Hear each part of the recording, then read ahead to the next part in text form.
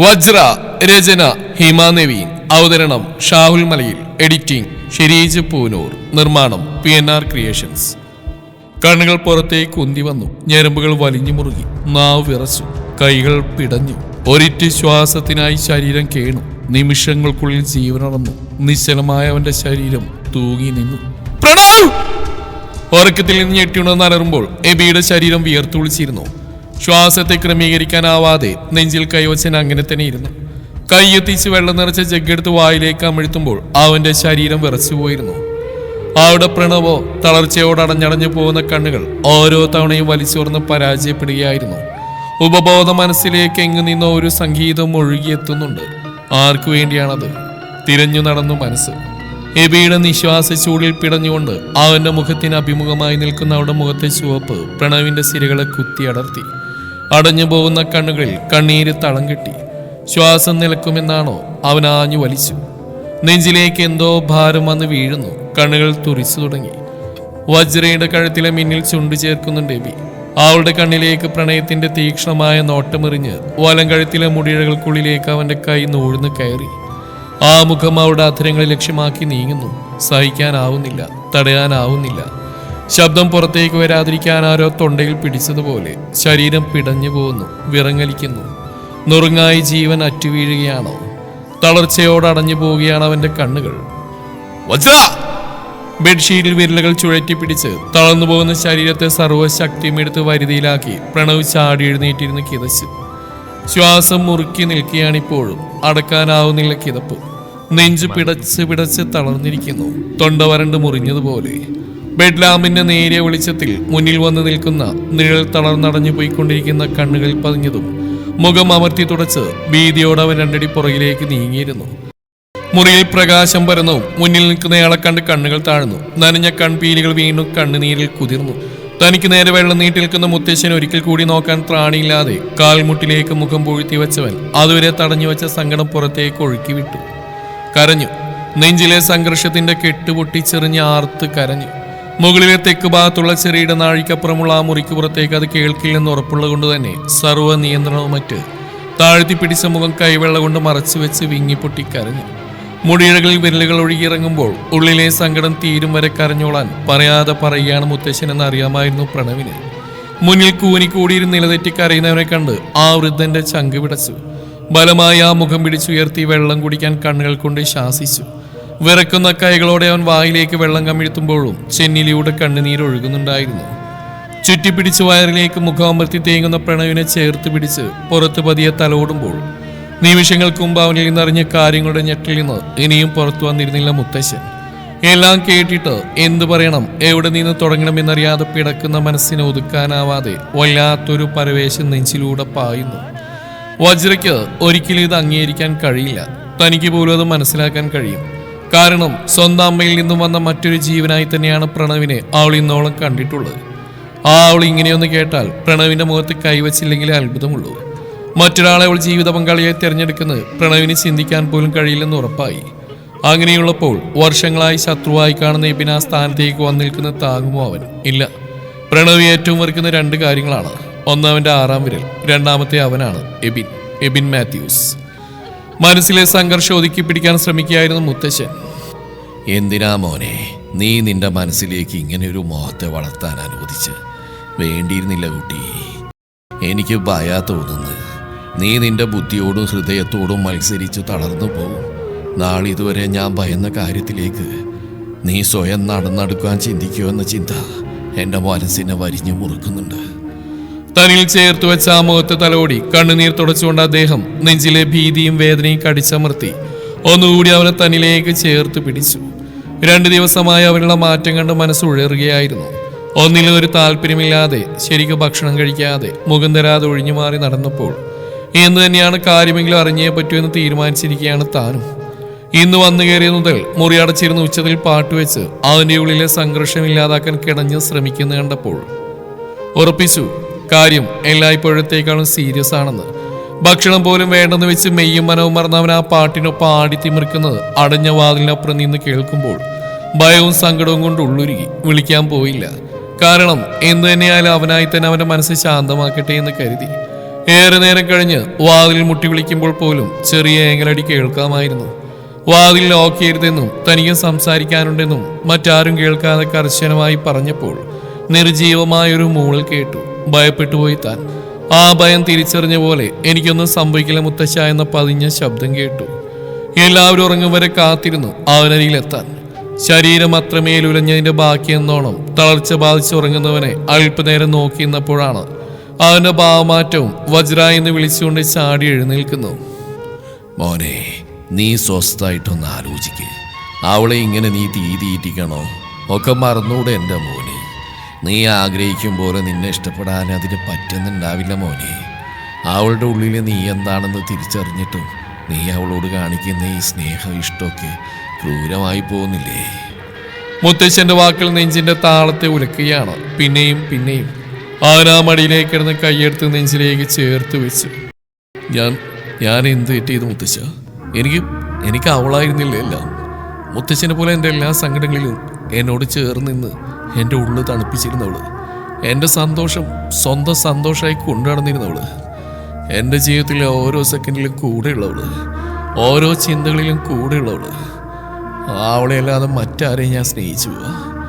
ആർക്കും എന്നെ മനസ്സിലാവാത്ത എന്താ മുത്തശ്ശൻ പോലും. മടിയിൽ മുഖം പൂഴ്ത്തി തേങ്ങിക്കൊണ്ട് അവരൊന്നുകൂടി അദ്ദേഹത്തെ മുറുക്കി പിടിച്ചു. അയാൾ പറഞ്ഞറിയിക്കാനാവാത്ത ഹൃദയവേദനയാൽ അവനെ നോക്കി. നിമിഷങ്ങൾ കൊണ്ട് പ്രണവിന്റെ മുഖം ഉയർന്നു. ആ കണ്ണുകളിലെ ഭാവം കണ്ട് അദ്ദേഹം ഒന്ന് പകച്ചു. ഞാൻ അവളെ നിർബന്ധിക്കില്ല മുത്തശ്ശ. പക്ഷെ അവൾക്ക് മുമ്പിൽ ഓസ്കാർ അഭിനയം നടത്തിക്കൊണ്ടിരിക്കുന്ന എബിനെ അവൾക്ക് മനസ്സിലാക്കി കൊടുത്തിരിക്കും ഞാൻ. എനിക്ക് വജ്രയെ സഹോദരിയായി കാണാൻ ഒരിക്കലും കഴിയില്ല. മരിക്കും വരെ ഞാൻ അവളെ ഇങ്ങനെ തന്നെ സ്നേഹിക്കും, ഇഷ്ടപ്പെടും. എബിൻ ചതിക്കുകയാണെന്ന് മനസ്സിലാക്കുന്ന പക്ഷം അവളെ ജീവനെ പോലെ സ്നേഹിക്കുന്ന എന്നെ കണ്ടില്ലെന്ന് നടിക്കാൻ കഴിയില്ല അവൾക്ക്. എന്നെക്കുറിച്ച് അങ്ങനെ ചിന്തിക്കാൻ പോലും കൊല്ലങ്ങൾ വേണ്ടി വന്നേക്കാം അവൾക്ക്. എന്നാലും സാരമില്ല, ഞാൻ വെയിറ്റ് ചെയ്യും. ശല്യപ്പെടുത്തില്ല, ബുദ്ധിമുട്ടിക്കില്ല, വാശി പിടിക്കുകയില്ല. ഇതിൻ്റെ പേരിൽ മുത്തശ്ശനടക്കം ആരെയും സങ്കടത്തിലാഴ്ത്ത പരമാവധി ഞാൻ ശ്രമിക്കാൻ ചെയ്യാം. പക്ഷെ കാത്തിരിക്കും. എനിക്ക് അവളില്ലാതെ മറ്റൊരു ജീവിതം വേണ്ട, ഉണ്ടാവില്ല. അത്രയും പറഞ്ഞവൻ അദ്ദേഹത്തിന്റെ മടിയിൽ നിന്ന് എഴുന്നേറ്റ് ജനലരികിൽ പോയി നിന്നു. മുത്തശ്ശനിൽ നിന്നുള്ള നെടുവീർപ്പ് കേൾക്കാമായിരുന്നു പ്രണവിന്.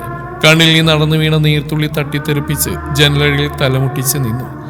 ദീർഘശ്വാസമെടുത്ത് കണ്ണുനടച്ച് തുറന്ന് എന്തു പറയണമെന്നൊരു നിമിഷം ആലോചിച്ച് അദ്ദേഹം എഴുന്നേറ്റു. എബിനെയും മാത്യൂസിനെയും തനിക്കറിയാം. അത്ര അടുപ്പമില്ലെങ്കിലും കണ്ടും കേട്ടും അവരെക്കുറിച്ച് മനസ്സിലൊരു നല്ല ചിത്രമുണ്ട്. പ്രണവിന് ഇഷ്ടമില്ലാത്തതുകൊണ്ട് കൂടുതലായി ചെയ്യാൻ നിന്നിട്ടില്ല ഇതുവരെ.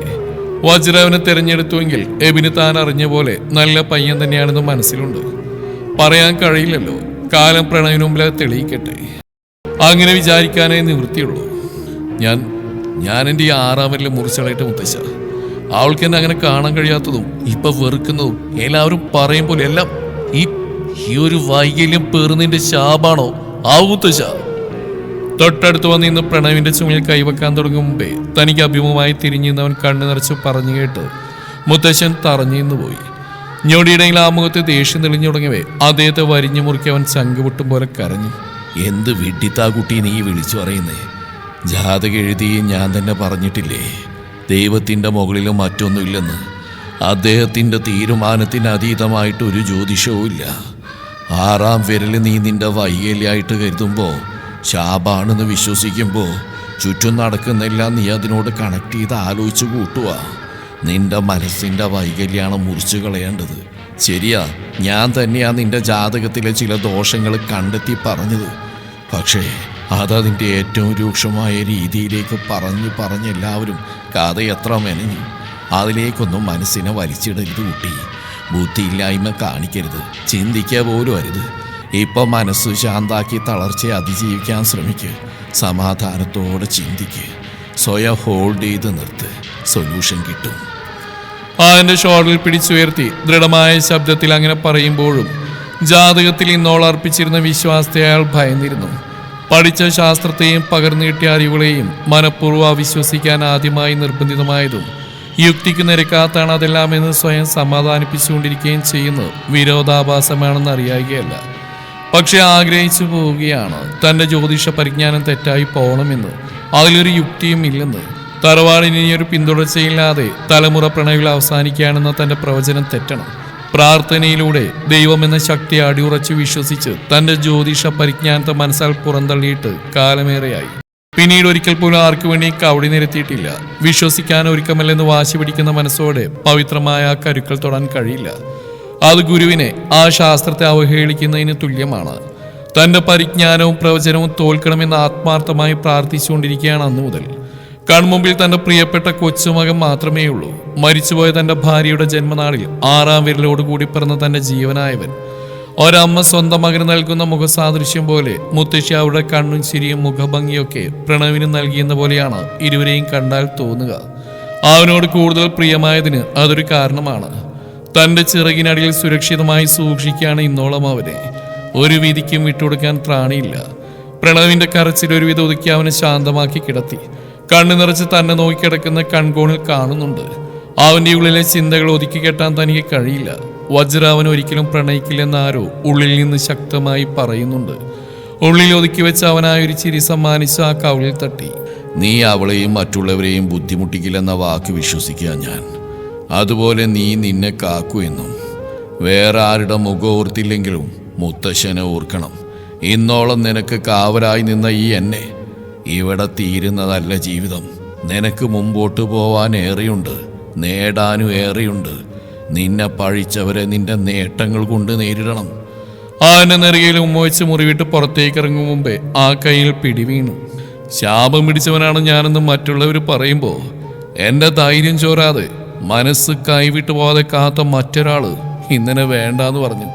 എനിക്ക് ഭ്രാന്താണെന്ന് അവിടെ കൺമുമ്പിൽ വെച്ച് മറ്റൊരാൾ പറഞ്ഞപ്പോൾ അവളത് ശരിവെച്ചു. ഇനി ഞാൻ എന്ത് നേടിയാലും എബിൻ മാത്യൂസ് ജയിച്ച ആ നിമിഷം എൻ്റെ ഏറ്റവും വലിയ തോൽവിയാ. പക്ഷേ ആ തോൽവി അത് വിജയമാക്കാൻ കാലം എന്നെ സഹായിക്കുമെന്ന് എനിക്ക് ഉറപ്പുണ്ട്. മുത്തച്ഛൻ പേടിക്കണ്ട, ഉള്ളു നീറ്റണ്ട. അൽപായുസാവില്ല എനിക്ക്. ആ പ്രവചനം ശരിവെക്കാൻ ഞാൻ ഒരിക്കലും സ്വയം കാരണമാവില്ല. സമാധാനമായിട്ടിരിക്കുക. പറഞ്ഞു കഴിഞ്ഞതും അപ്രത്യേകിച്ച് എരിഞ്ഞു കിടന്നു. മുത്തശ്ശൻ നിറകണ്ണുകളോടെ നെറുകയിൽ ഒരിക്കൽ കൂടി തഴുകി പുറത്തേക്ക് ഇറങ്ങി. മാത്യൂസിന്റെ മണിൽ കിടന്ന കൈ കോർത്തെടുത്ത് മുഖം അതിലേക്ക് അമർത്തി കിടക്കുകയായിരുന്നു എബിൻ.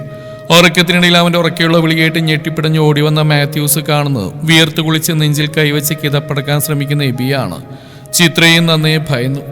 ഇരുവരെയും കണ്ട മാത്രയിൽ കണ്ട സ്വപ്നത്തിന്റെ എഫക്റ്റ് വിട്ടുമാറാത്ത പോലെ രണ്ടുപേരുടെയും കൈ കൂട്ടിപ്പിടിച്ച് പരിഭ്രാന്തിയോടെ സ്വപ്നം വിവരിച്ചു. ചിത്രയുടെ മടിൽ കിടന്ന് സ്വയം ശാന്തമാവാൻ ശ്രമിക്കുമ്പോൾ തല വെട്ടിപ്പിളരും പോലെ വേദനയുണ്ടായിരുന്നു. കടുപ്പമുള്ള ചായ വേണമെന്ന് തോന്നി. ചിത്ര അടുക്കളയിലേക്ക് പോയതും തന്നെ നോക്കിയിരുന്ന മാത്യൂസിന്റെ കൈ പിടിച്ചതിൽ മുഖമമർത്തി കിടന്നു. എനിക്കറിയില്ല പപ്പ, ഇതൊക്കെ എന്തായി തീരുന്നു. അവൻ അവളോടുള്ള ഇഷ്ടം ഒരിക്കലും കളയില്ലെന്ന് എനിക്ക് ഉറപ്പായി. വജ്ര, അവളിനി ഒന്ന് ചിരിച്ച് കാണാൻ പറ്റും എനിക്ക്. അവനവൻ്റെ തെറ്റിരുത്താൻ തയ്യാറായില്ലെങ്കിൽ ഞങ്ങൾക്ക് സമാധാനത്തോടെ ഒന്നിച്ച് ജീവിക്കാൻ കഴിയുമോ? അവനെന്തെങ്കിലും അബദ്ധം ചെയ്താൽ പിന്നെ ഈ ജന്മം മുഴുവൻ സ്വസ്ഥത കിട്ടുമോ അവൾക്കോ എനിക്കോ? അവനോട് എനിക്ക് ദേഷ്യമുണ്ട്. ബട്ട് പപ്പ, പകയോ വെറുപ്പോ ഇല്ല. അവൻ്റെ ജീവന് ആപത്ത് വരുന്ന എനിക്ക് ചിന്തിക്കാൻ പോലും വയ്യ. ആ സ്വപ്നം അത് മുമ്പേ ഉണ്ടായിരുന്ന ധൈര്യമൊക്കെ ഇല്ലാതായതുപോലെ. എന്തു വേണമെന്ന് അറിയില്ല പപ്പ. വജ്രയെ വിട്ടുകൊടുക്കാൻ എനിക്ക് പറ്റത്തില്ല. അവൾക്കും കഴിയില്ല ഞാനില്ലാതെ. മാത്യൂസ് പതിയൊന്ന് ചിരിച്ചു.